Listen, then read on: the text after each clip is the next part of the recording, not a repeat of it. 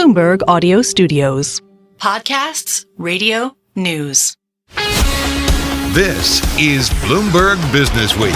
Insight from the reporters and editors who bring you America's most trusted business magazine, plus global business, finance, and tech news. The Bloomberg Businessweek podcast with Carol Massar and Tim Stenovec from Bloomberg Radio. Well, tomorrow will mark the beginning of the third year of the Russian invasion and war with Ukraine. On this cusp of another year of war, potentially between the two, likely between the two, the U.S. unveiling its biggest one-day sanctions package against Russia since the invasion of Ukraine. They targeted more than 500 people and entities. It's a fresh bid to squeeze the country's economy, the Russian economy, and send a message over the death of dissident Alexei Navalny. Here's U.S. Treasury's Deputy Secretary Wally Adeyemo addressing the new sanctions earlier on Bloomberg Surveillance. It's important to remember that our objective remains the same, going after Russia's military-industrialized complex and their ability to earn money to prop up their economy and buy the goods they need to fight the war they want. What we're doing today is we are furthering those actions by going after companies in Russia that are helping to build military equipment. That's U.S. Treasury Deputy Secretary Wally Adeyemo earlier on Bloomberg. To understand the strategy and endgame of Russia and for President Putin, Carol, let's get to the interview. Yep, back with us, a favorite informed voice on Russia and President Putin, Angela Stent, Senior Fellow at Brookings Institution, author of Putin's World, Russia Against the West and With the Rest, a former National Intelligence Officer for Russia and Eurasia at the National Intelligence Council, also served in the Office of Policy Planning at the U.S. State Department. This is why she's a favorite voice to go to. She's in Washington, D.C. Angela, welcome back. I have loved our conversations over the past 2 years, but I have been sad that we've had to keep having them because the war continues on. Here we are about to mark the third year of war. Are the sanctions, these latest sanctions by the United States, in your view, largely symbolic and unlikely to impact Russia and its crusade against Ukraine? Well, we'll have to see. So far, all of the sanctions that were imposed by the U.S. and its allies, they've certainly dented the Russian economy to some extent, but they haven't changed Putin's course. And right now, Putin thinks that Russia is winning. He appears to be very self-confident. So we have sanctioned industries that are feeding the military-industrial complex. We've sanctioned individuals.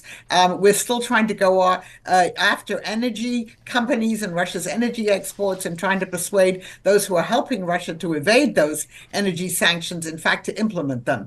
But a lot of this, I fear, is symbolic. I mean, we've sanctioned the people who were involved in Navalny's death in the prison camp where he was, but they're not likely to want to come to the United States, nor do I think that they have any bank accounts here. So I think there could be more that we would be doing and that we haven't done, and that is taking the frozen Russian assets, or at least the interest on them, and using that to help support Ukraine. And we could do more in the energy realm. It's unfortunate that the Biden administration now says that U.S. LNG exports should cease after a few years, when we should be exporting more LNG, say, to Europe, so that they don't keep importing Russian LNG. Why do you think the sanctions have been so ineffective at crippling Russia's economy? Because over the last 2 years, Dr. Stent, we have a lot of people on their program who said, especially at the beginning of the war, given the sanctions that the U.S. and a lot of the West is putting on the country, the economy is going to be taken to its knees. And that absolutely has not happened over the last 2 years. It hasn't happened because what Russia has done is it's taken its economy to a war footing. So it's now really a war economy.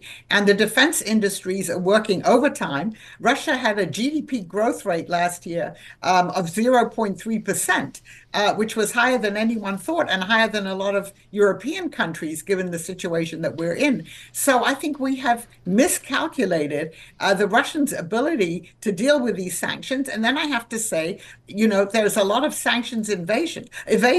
A number of countries are helping Russia evade these sanctions, including some of its neighbors in Central Asia. We know the Chinese are to some extent. So it's very hard for these kind of sanctions to succeed if you don't have really global agreement on them. And it's really only the U.S. and its European and Asian allies that have been implementing these sanctions. Angela, will we be having a different conversation if China was more on the side of Europe and the United States in this?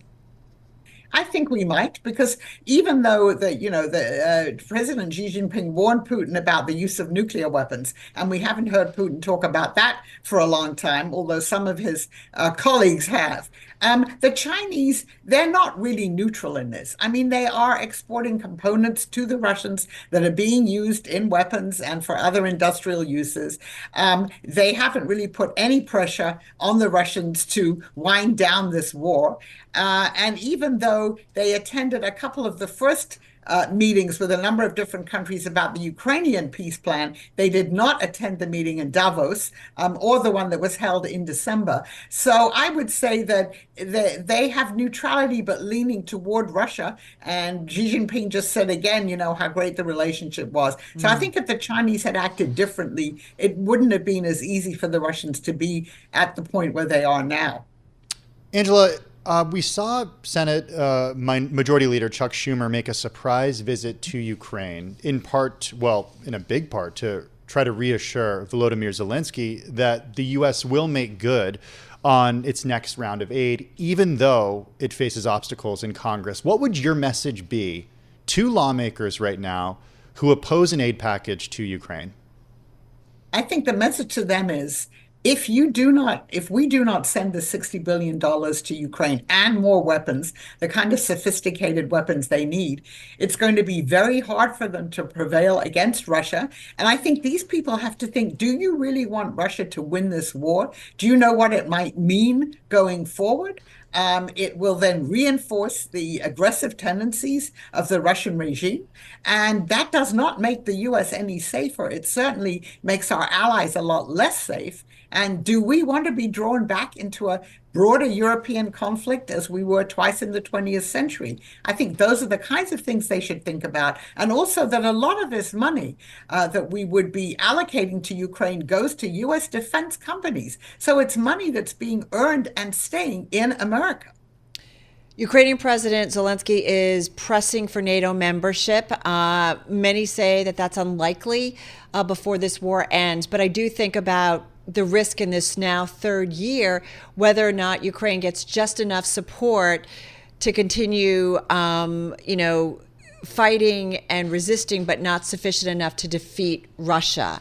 And ultimately, that's how it plays out. Do you have any idea, or I don't know, how you see maybe what happens here in this third year? So I think in this third year, the war will continue. Putin is waiting to see what happens in our elections in November. And he's hoping that if President Trump is reelected, then the U.S. will cease supporting Ukraine. And so it'll be over and Russia will win. I think that we really need to think very carefully about what we're doing going forward in terms of supporting Ukraine. And as it is, even if that $60 billion does go to Ukraine, right, as you said, it will be enough for the Ukrainians to continue to push back, but not to win. Ultimately, and I think about the nuclear ambitions we talked about a little bit earlier this week. I believe President Putin, he denied it, that wasn't his intentions. Do you think that that's potentially, in terms of Russia's nuclear ambitions, a real threat of something being put up in space against the United States and others? I mean, it's possible. It's, of course, against the treaties that we have right, signed with the Russians and other countries, too. I wouldn't put it past him. I think at the moment, he wants us to believe that he might do it and to deter us from doing certain things. The main aim at the moment is just to spread fear, both in Russia's neighbors and in the West, about what Russia might do. But I think we have to watch this very carefully, and obviously our intelligence agencies are doing that. Do you think that's working, that he's successfully spreading fear about what Russia is doing and what Russia could do? He certainly had succeeded in some European countries, in some of Russia's neighbors. And I think there are people in the United States as well who think, we're so concerned about what Russia will do, we have to be careful. And I think the White House has been deterred from sending some weapons to Ukraine, which could hit really into the heart of Russia, because they do fear escalation, not necessarily the space escalation, but certainly escalation that could go to the potential use of a tactical nuclear weapon. Angela, 30 seconds left here. If President Putin and Russia succeed for a second time here in Ukraine, what's the next target? Because I would assume there will be another one, or is that wrong? And just quickly. I think ultimately there's another one, but I think not immediately, because clearly the Russian armed forces would have to, regroup and refurbish themselves. It could be the Baltic states, one of the Baltic states, which did used to be part of the Soviet Union. And that's what, Putin has lamented, the collapse of the Soviet Union, or potentially Poland. That's certainly what the Poles think. All right, going to leave it there. As always, so much appreciation, Angela. Dr. Angela Stent joining us there in Washington. As we said, author of Putin's World, Russia Against the West and With the Rest. She's a senior fellow at Brookings Institution, former National Intelligence Officer for Russia and Eurasia at the National Intelligence Council. Just a great voice when it comes to what's going on and trying to figure out what's next. It's just hard to believe that we're already going to be in year 3 starting tomorrow. How many times have we said, do you think it's another 6 months? Do we think it's another year? And here we are, starting the third year. You're listening to the Bloomberg Businessweek podcast. Catch us live weekday afternoons from 2 to 5 p.m. Eastern. Listen on Apple CarPlay and Android Auto with the Bloomberg Business app. Or watch us live on YouTube. Well, one of our most read stories on the Bloomberg today is about a Fidelity International money manager that dumped nearly all of his positions in U.S. Treasuries from funds he oversees. His expectations are that the world's biggest economy, the U.S. economy, still has room to expand. Check it out. It's a great read on the Bloomberg terminal and at Bloomberg.com. It's just kind of one of the resets we continue to see, Tim. Yeah, on that reset, I want to bring in Maddi Dessner, head of Global Asset Class Services at Capital Group. Its global investment and management organization manages more than $2.5 trillion. Maddi joining us from Los Angeles right now. Maddi, good to have you with us. The reason you're on is because Capital Group is out with its 20-year capital markets assumptions report. It sets out some pretty clear expectations about where you all at Capital Group think the market is going. And when we say market, we're talking macroeconomics, equities, fixed income, and FX market performance over the next 20 years. Carol and I were talking about this. How do you do this? Yeah, I mean, how clear is your crystal ball to be able to help us understand what U.S. equity markets are going to do over the next 20 years and what emerging market equities are going to do over the next 20 years? Well, it's a great question, Tim and Carol, and thanks so much for having me on. When we think about the long term, you have to consider what is directional, what is about to occur, and then what you can assume for the long term. So really what our expectations are inputs to ensure that our clients are set up for success for the long term. And our expectation as we look forward is that they are actually. Our broad expectation for a 60-40 portfolio is about 6% annualized over 20 years. And when we look through the asset classes, we've changed things a bit as we've seen action in the markets over the last couple of years. We've actually brought down our equity assumptions just by a bit, about 6.9% for U.S. equities, given the valuation change that we saw over the last year. Not extreme, but our expectations are that valuations are a little less attractive. And then for fixed income, we've actually brought up our expectations. You're seeing some equity-like returns out of fixed income sectors, particularly some of those extended sectors. So we really feel good about the puts and takes of the long-term expectations and the fact that investors will be set up for success as long as they stay invested. All right, how do you figure it out? Like we said, your crystal ball, but what are these assumptions based on? I'm always interested in how do you make the sausage here in terms of investing. So what is it that these are based on in terms of kind of reducing your equity assumptions over the next 20 years, but maybe raising your fixed income assumptions? Yeah, so we actually decompose the returns into building blocks. So as you start to pick apart the pieces, you can think about what will change in those building blocks. So we think about economic growth. Mm-hmm. What does that look like over the next 20 years? Productivity. What happens to the labor force? Inputs into demographics, how that picture will change over the next 20 years. These are knowable things. Our expectation of changing technology and the productivity of the workforce, we think that has a big impact on the expectations. And then, of course, currency. Certainly for U.S.-based investors of international assets, both developed as well as emerging, our expectations for the dollar and other currencies, how that impact the supply-demand dynamics and the balance of trade. And then, of course, the expectation of the change in share count. There's been quite a lot of buybacks, and that has changed the expectation for earnings for companies, for individual shareholders. And then the last thing is yield. Both on the fixed income and the equity side, our expectation is that you're going to start to see healthier dividend yields, particularly in the international space, less so in the U.S. And that, as I said before, starting yield and fixed income are much higher. So as we look at each of these building blocks, we sort of build up the elements from the bottoms up perspective and then look top down and ask ourselves, how realistic are these numbers? Hey, Maddi, I want to dig into the equities research that you and the team over at Capital Group have done, because I was pretty surprised to see that over the next 20 years, you expect emerging market equities to outperform U.S. equities pretty significantly, and that surprised me given the outperformance we've seen from U.S. equities over the last 10, 15 years at this point. Yeah, our expectation is that there are both cyclical and secular changes going on in emerging markets. So if we just frankly look at the inflation picture within emerging markets, inflation accelerated early on. Central banks started to ease or tighten pretty quickly, and now they're in the path of easing policy. So they're a bit ahead of us in that cycle. We expect to see an upturn from that perspective. There's certainly a benefit from a continued weakness of the dollar, which we expect to see over the long term. And then one of the most important things about emerging markets is the change in supply chains that we expect to see over the long term.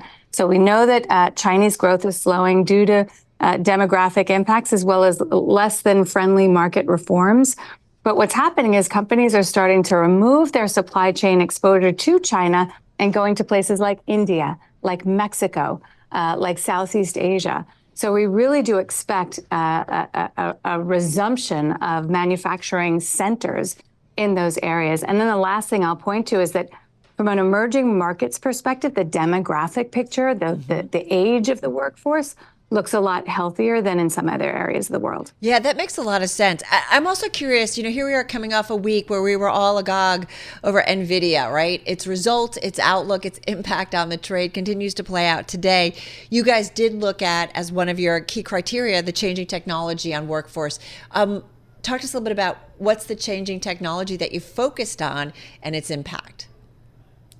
Yeah, it's a number of things, Carol. It's not just one. If we think about the impact of, how productive is every single worker? If everybody was doing the same jobs that they did in 1950 versus today, how much more can they build? How many more patients can they see? How long is the expectations for life expectancy and how that's changing? So things like artificial intelligence and how that's helping us do our jobs, cloud computing and how that's helping us be more efficient, and even some of the innovations in healthcare, whether it's gene therapies or immunizations, these will impact our longevity and frankly our health as a nation and as a world society. So all of these things are incorporated together to, from our perspective, significantly increase the productivity of each hour worked from individuals. So it's a bit of a give back to the giveaway that we have from demographics, because we know that this is an aging nation. Right. We're aging all over the world, and that will impact. We talk about that a lot here on the program, Maddi. We only have 30 seconds left, but we got to talk politics and how you factor politics into your analysis here, not just here in the U.S., but around the world. Just 30 seconds left. Yeah, exogenous factors, hard to incorporate into the actual analysis. So we really do try to look through that and think long term.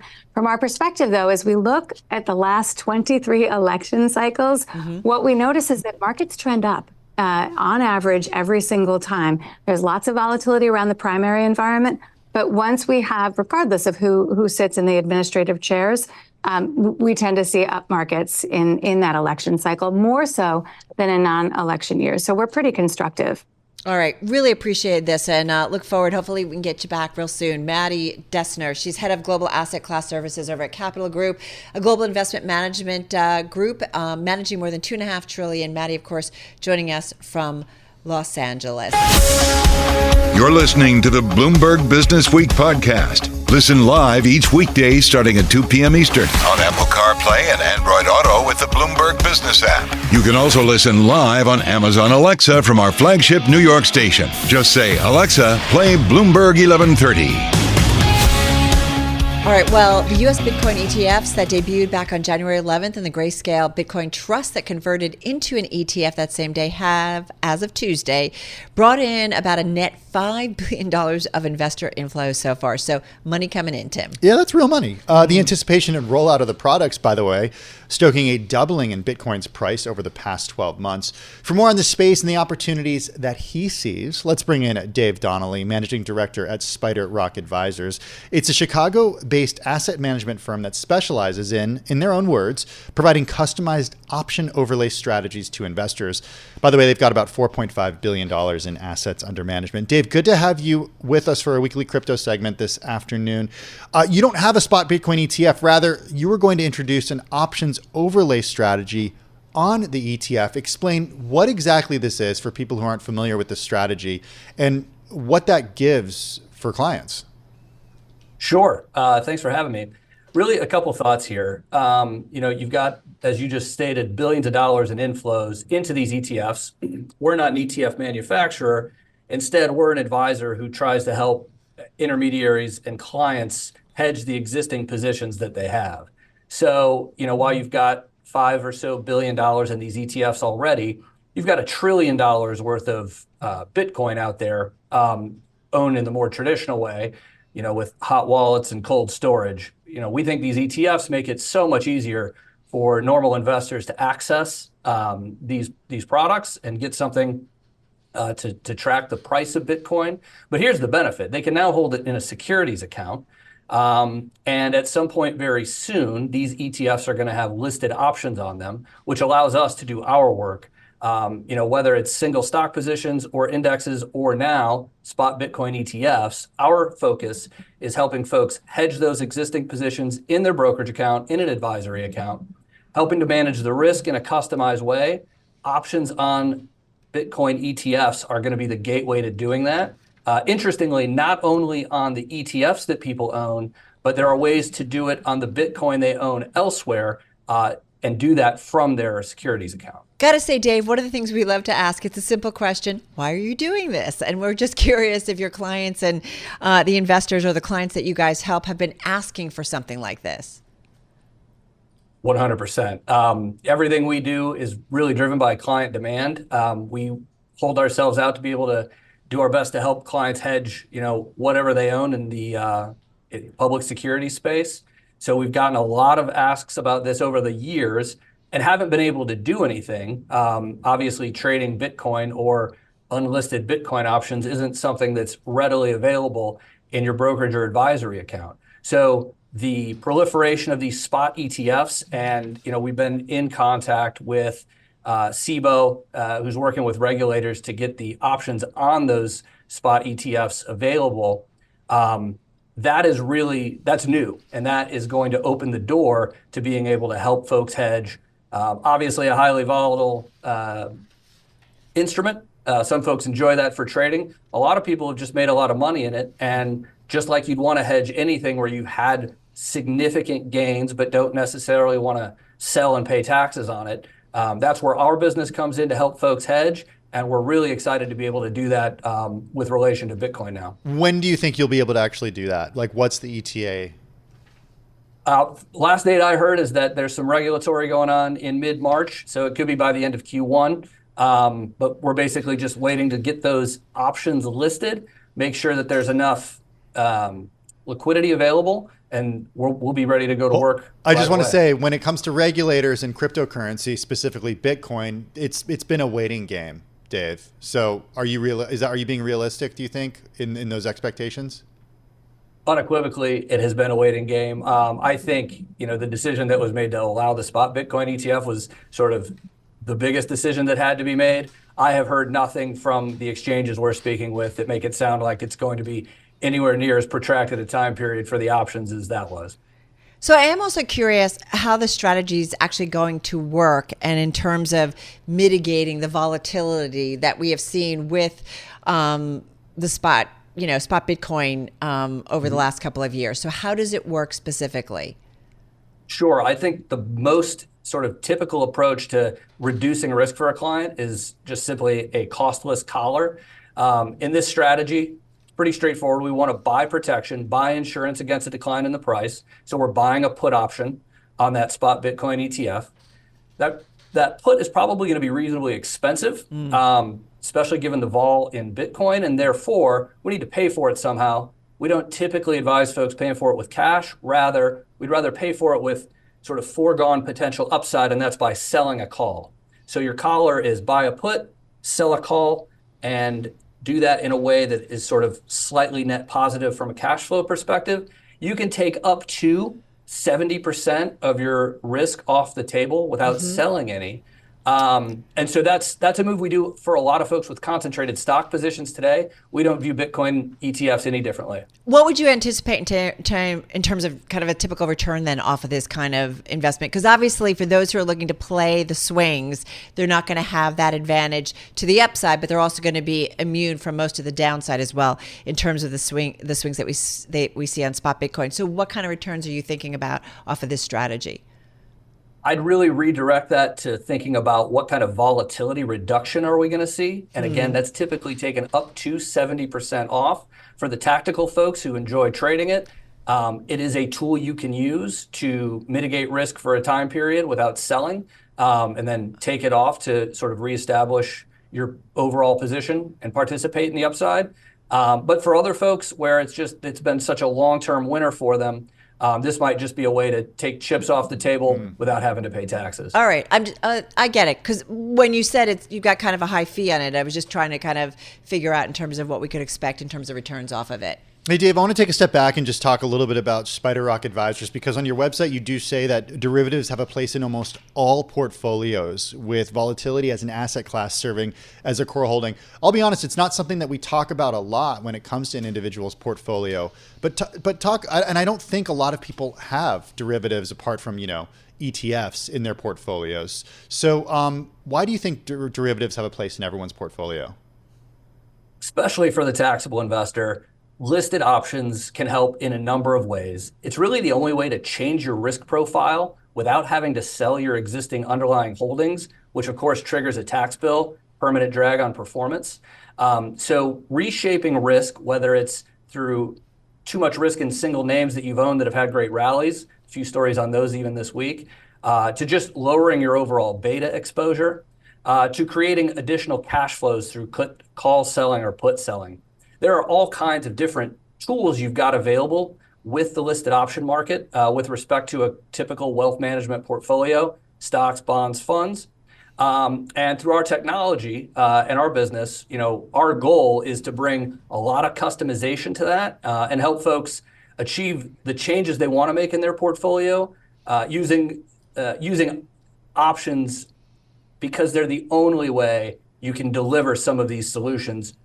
Maximizing after tax is the real goal. No, it's an important aspect, certainly, of this strategy. Hey, Dave, thank you so much. Really appreciate it. Dave Donnelly, he's managing director at SpiderRock Advisors, as we said, a Chicago-based asset management firm, and they've got about $4.5 billion in assets under management. But this makes sense, like coming off of the spot Bitcoin ETFs that we've seen approved. Like everybody's trying to figure out the strategies off of it, and minimizing volatility through options obviously makes a lot of sense. Yeah, or it's going to be certainly something that we knew was coming. Have to wait for those regulators to give the nod of approval. Yeah, absolutely. Not yet, but you would assume that, right, they're going to allow for kind of an expansion of some of these trading strategies. I'm driving in my car, I turn on the radio. How about you let me drive? Oh, no. Who's gonna drive you home? Honey, please, I'll do the driving. Drive on. Excuse me, I want to drive. It's the question that drives us. This is the Drive to the Close. That funky music will drive us till the dawn. On Bloomberg Radio. TikTok, everybody. 18 minutes left in today's trading session. Say that. I know, I'm not a good rounder. We're definitely off our best levels of the session. As you heard Charlie break it down, slight gains on the S&P and Dow, NASDAQ lower. Feel like a little bit of a break, a pause, if you will, from the NVIDIA rally that was yesterday. But S&P, what? We're still at a record, right? Doesn't matter what it moves. We just got to be in the green. And Carol, we're in the green right now. Up 5 points. Exactly.